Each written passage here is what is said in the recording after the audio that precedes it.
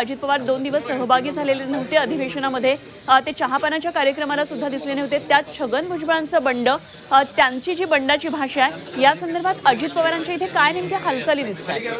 हो,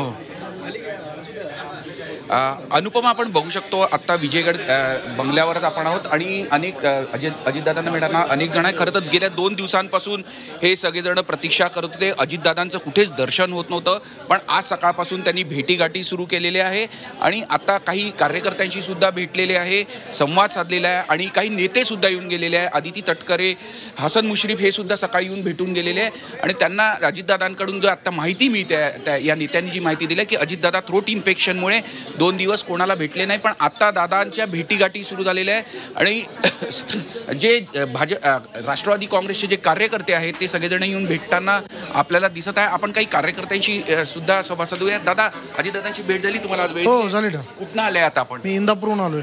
इंदापूरवरून आलाय। अजितदादांनी काय निरोप दिला, काय सांगितलं भेट?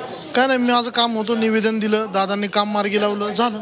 तर आपण बघू शकतो कार्यकर्त्यांची जी भावना होती ते कार्यकर्त्यांशी भेटीगाठी सुरू केल्या। दादांचा जो धडाका असतो त्या पद्धतीने सकाळपासून त्यांनी भेटसत्र सुरू केलेलं आहे आणि कार्यकर्ते जे काम घेऊन येत होते ते काम मार्गी लावण्याच्या दृष्टीने त्यांनी आपलं काम सुरू केलं आणि थोड्याच वेळात ते बाहेर येऊन बंगल्याच्या परिसरामध्ये येऊन इतर कार्यकर्ते आणि इतर नेत्यांना सुद्धा भेटण्याची शक्यता आहे। अनुपमा, त्यामुळे सगळेच जण आपण बघू शकतो की जी प्रतीक्षा होती अजितदादांना कधी भेटता येईल ते विजयगडचे हे सगळे दृश्य आहे आणि आता या भेटीगाठी अजितदादांनी सुद्धा सुरू केलेले आहे। ठीक आहे, जरूर अमर, या सर्व घडामोडींवर लक्ष ठेवून राहा।